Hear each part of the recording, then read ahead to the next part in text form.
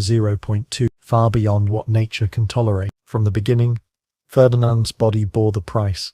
The royal physicians noted prolonged seizures in infancy. His skull sutures closed too early, causing the head to bulge strangely at the temples. His lips and tongue didn't coordinate, so milk dribbled constantly from the corners of his mouth. Nurses said he would stare at ceiling frescoes for hours without blinking, then suddenly convulse so violently that the cradle shook. They called them holy attacks. In an age before neurology, epilepsy was the language of possession. Priests sprinkled holy water, doctors prescribed mercury and leeches. Nothing worked. The imperial nursery filled with the stench of burnt feathers and sulphur folk remedies meant to frighten the devil from the child. But the devil, if there was one, lived in his chromosomes. By age 4, Ferdinand still couldn't walk steadily. His legs bowed under his small frame, his feet turning inward.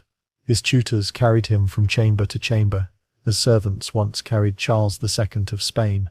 The resemblance was uncanny. Both boys were living warnings that bloodlines too pure become poison. He tried to speak, but words came out fractured, as though his tongue were too heavy for his mouth. Court records mention a peculiar lisp and constant drooling. The imperial painters would later soften his portraits, showing a composed prince with intelligent eyes. In reality, he could barely form a sentence without help. His nursemaids learned to interpret his murmurs as one might translate an infant's cries. The court physicians described a nervous fragility. He tired easily, slept erratically, and suffered fevers without cause. When he smiled, it was a twitch more than expression, half involuntary, half pitiful. The boy who would someday rule an empire lived within a body that rejected its own commands. And yet, around him, the empire prospered.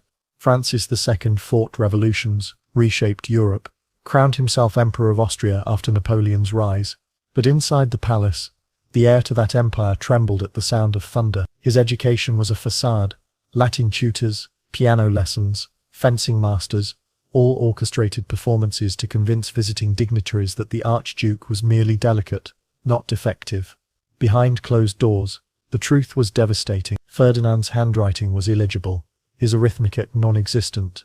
He forgot his own tutors' names, lost track of days, and occasionally burst into tears without reason. When frustrated, he banged his head against marble walls, until attendants restrained him. Doctors called these nervous excitations.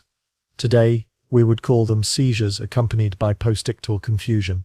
By adolescence, the physical deformities intensified. His head remained disproportionately large, his lower jaw protruding slightly, a pale echo of the ancestral Habsburg jaw. His upper teeth never quite met the lower. Eating required effort. He often swallowed food.